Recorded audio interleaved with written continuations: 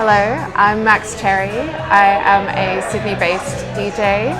I also work in fashion full-time, and I work for a brand called Venroy. So it's just like a fashion brand, started in Bondi in 2010. Do menswear and women's wear. It's really cool. So I'm a product development assistant, which means that I help the designers. It's kind of like a bit more of a logistical role. But yeah, I get to design little bits here and there.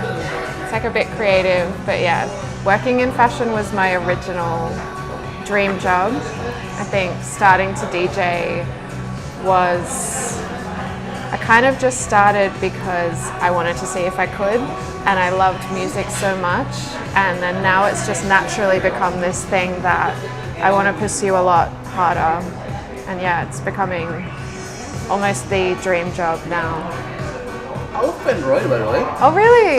Oh my god, oh I stop! love the especially the one in Brazil. Yeah. On the beach. Yes. I love it. Yeah. I like the way your office make the image move on the website. Yes. Yeah, I did some Yeah. research actually. Oh my god, cool. Like, I did the research for my own work as well. Yeah. It's inspiring.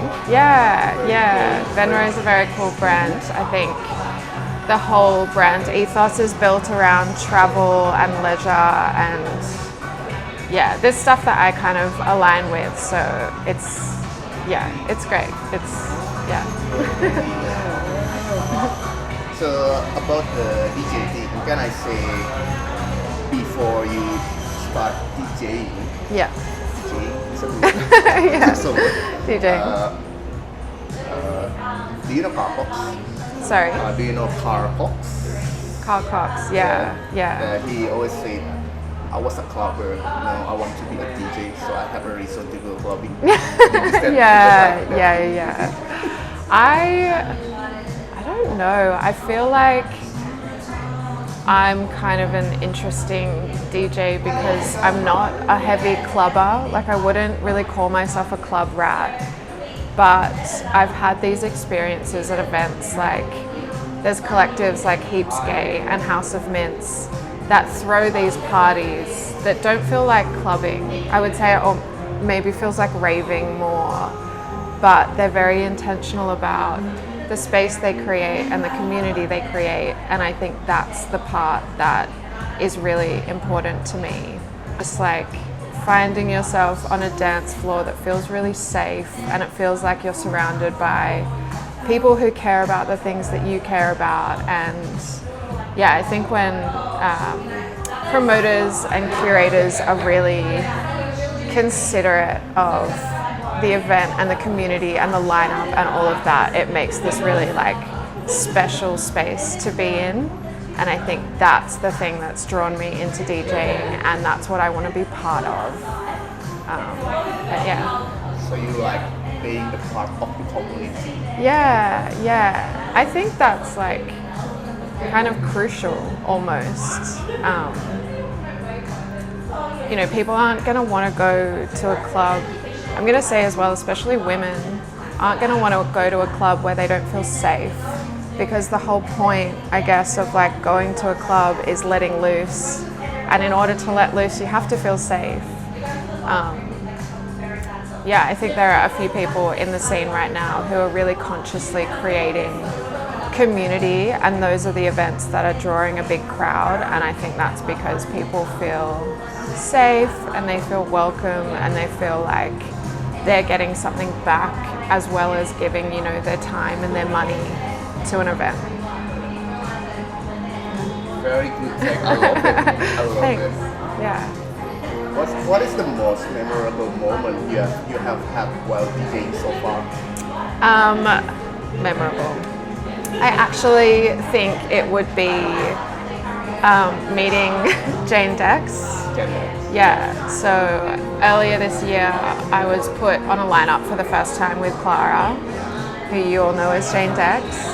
And I hadn't met her before, but I had seen her, doing really cool things and playing in a really similar style to myself. Like, she was definitely one of the people that I looked up to in the scene, and we got booked for the same lineup, but something happened with the event and our set times got cut short. So instead of playing for 30 minutes each, Clara reached out to me to go back to back, and I obviously said yes. And I think we met once before that gig, but that gig for, I think, both of us has become one of our favourite sets that we've ever played. I think that even though we didn't know each other that well, we had really good chemistry in terms of like our personalities and our music tastes. And I'd gone back to back a couple of times before, like with a friend, Lissa, who's also an amazing DJ. But yeah, Clara and I just had like crazy chemistry, and after the set, she reached out and asked if I wanted to do that more, and I said yes, and I feel like that's been a massive change in trajectory. And yeah, I've just like gotten all this newfound excitement and creativity being able to work with someone and bounce ideas off someone. So yeah, I think that gig's been the most memorable and the most impactful. Next one. I already asked this question. That's okay.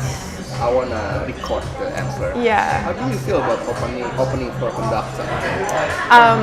That felt like a really pivotal moment in my career, I think. It's probably my favorite DJ that I've opened for, and he is someone that has been really inspiring to me, and probably one of the DJs that really kind of encouraged me to start, but also encouraged the sound that I'm like starting to develop. I think when I started, I just kind of thought like, I love music and I want to play music. And as the last, year and a half has progressed, I've started thinking more seriously about, who is Max Cherry, what's the brand, what's my sound going to be, and I really want to be intentional about those things. And I feel like opening for Conductor was a really good reflection of like where I want to go, who I want to be as an artist. I just felt so proud of myself. It was the first like thing that felt like a really big achievement, and it feels like it's going to start, maybe be the start of something really special. Do you know the saying that says, one small step for human? One big step for mankind. Yeah. Maybe that's yours. That's my, I think so. It's my small step, Yeah, definitely. I don't know, it really felt like I got to explore my sound, and I don't know, just felt amazing. Felt good. Good job, by the way. Thank you. Oh, you deserve it. Thank you. Right? That's a hard one to hear, I think. Like, I don't really feel necessarily deserving over other people, especially like my friends in the industry who are in a very similar scene. Like, it's hard for me to be like, I deserve this over someone else getting that same slot. But I think that you just have to, I'm doing this because I love it, and I have to take the wins and accept that I'm in the right place, I think. You probably did the right thing. Yeah. Or can I say, I personally a person who are not really good with compliments. Yeah. So I think what I like about myself is I love the process. Yeah. I hate the destination. Yeah. You're probably that person. Yeah, I think so. Yeah. Love the journey. Love the track hunting and the curating a set and thinking about the vibe and daydreaming about the set. And then I get very, very nervous before I go up on stage. But I just think pushing yourself out of your comfort zone is one of the best things that you can do. And I'm a pretty anxious person. So I think if I let that stop me from doing things, I would never do anything. So I just have to push myself, and it's been for the best. Next question. What's your favorite genre to play at a house party? I would say my favorite genres at the moment, I'm never going to say just one genre. I think something that I pride myself on is being able to kind of like weave between different genres that feel still cohesive. But at the moment, I'm really loving UK funky, has been a massive one. That's what I played for Conductor. But also like hectic, like UK bass, 140, love to play jungle, basically any of the UK heavy genres is kind of like my love at the moment. Yeah. Okay, next one. What's your favorite venue just for dancing? I think I have to say a warehouse. I think a warehouse party has always been my favorite events. Otherwise, maybe somewhere like Liberty Hall, or the courtyards at Liberty Hall as well, like an outside fun venue. Somewhere that doesn't feel like a club with a security guard, I think. Do you know what I mean? Like somewhere that feels a bit more free and a bit more community driven. I mean, obviously Chinese laundry as well. That would be like the number one. But yeah, I'd say warehouse, laundry, the Abercrombie are probably my favorite venues at the moment. Okay, so you mean by warehouse is like Just like a warehouse party organized independently. independently Yeah. organized by someone from Facebook maybe? Sorry? Or organized by someone from Facebook? Yeah, I mean, like, there's certain people that throw really cool ones at the moment, like Buki. He was one of the people that organized the Conductor event, and that was in a warehouse. I know. Oh, Get away! it's annoying. I have a couple of girlfriends as well that run a collective called G Spot, and they get,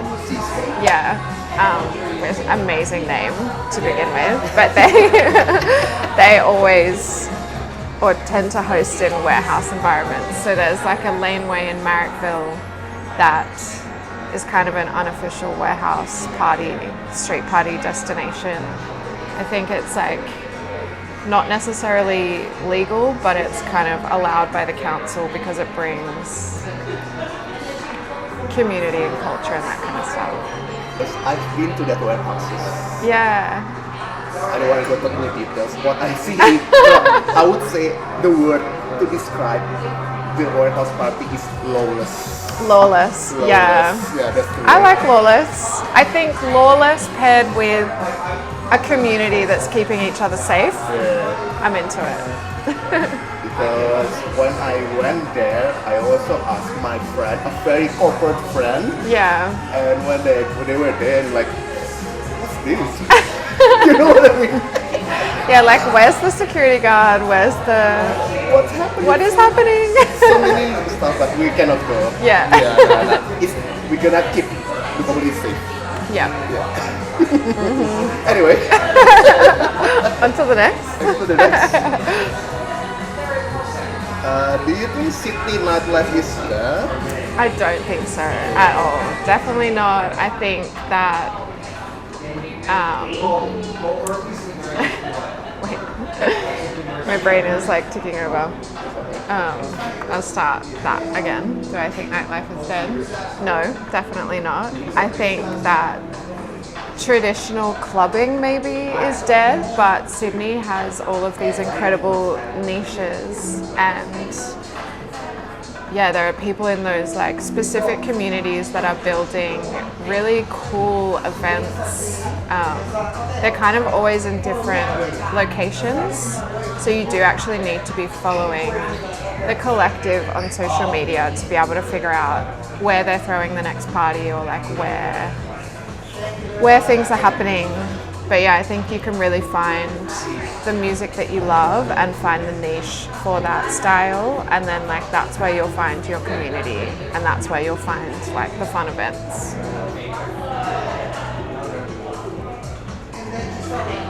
Do you have any advice, for example, for someone who are not locals like me? I'm not local. Yeah. Do you have any advice where to find this community? Yeah.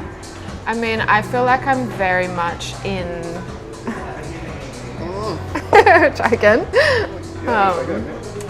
Yeah, I feel like I'm very much in my niche of kind of UK genres.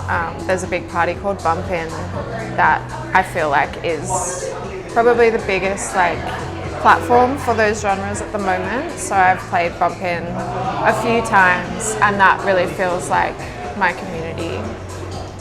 But I know of a few other collectives that do more like techno-based things, more house-based. Can you remind me what the question was? How do you have any advice where to find this community?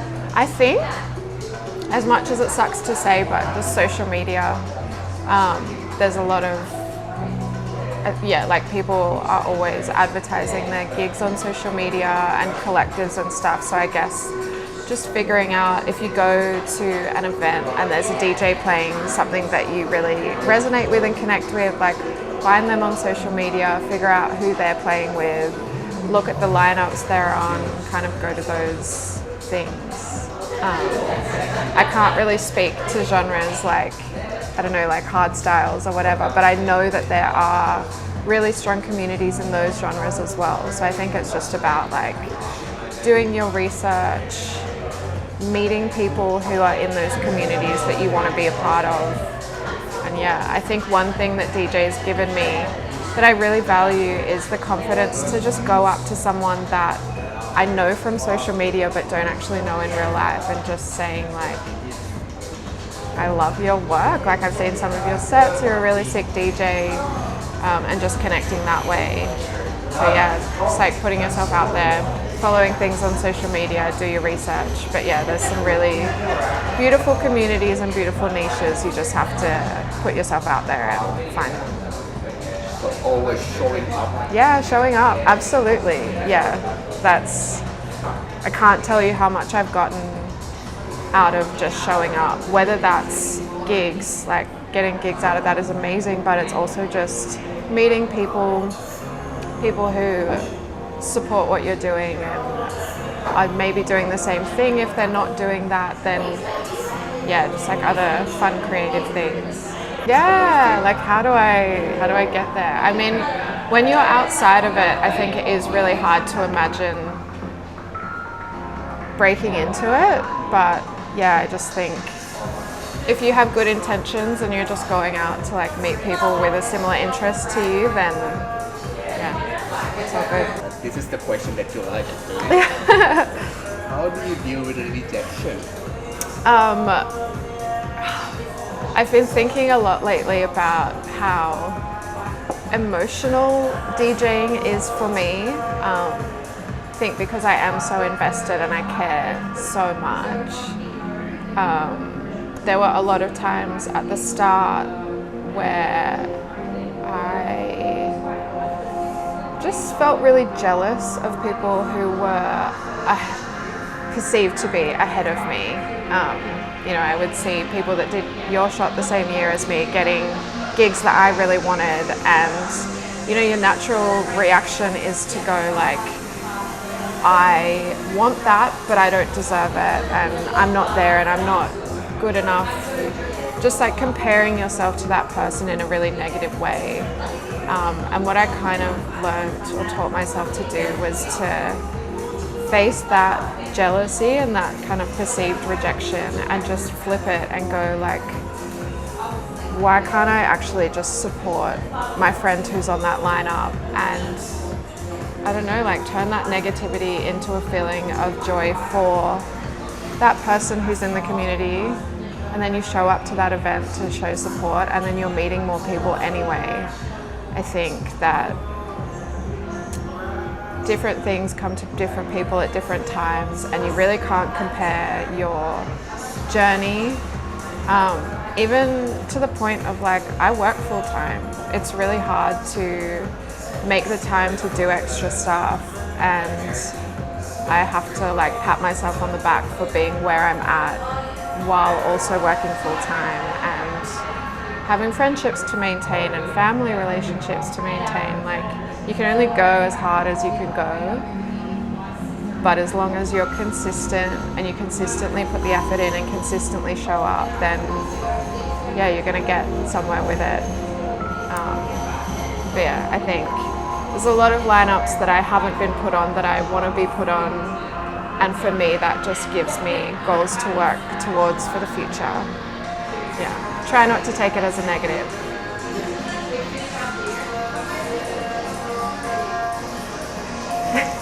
That is a very interesting thing. Yeah. Very interesting thing. I just think being jealous doesn't serve you. There's nothing good that can come out of hating on someone else for being where you want to be.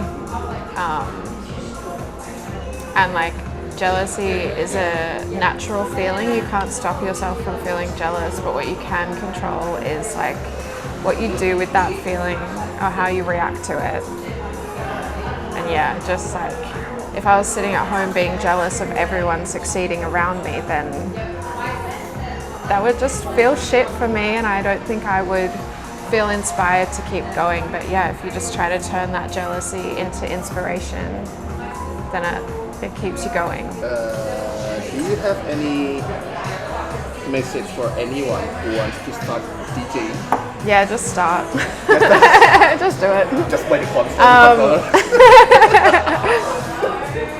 I think that if you are someone that like your life kind of revolves around music, then there's no harm in trying. Like, if you're interested and you engage with music all the time, like, you may not get anywhere with it, but it's also just a really rewarding hobby. Like, if you're a creative person and you have this like deep connection to music, then there's really no harm. I guess it's like expensive to start because you have to buy some of the equipment, but I just like can't speak more highly of how like creatively fulfilled it makes me feel. And yeah, music has always been this, like, music is medicine.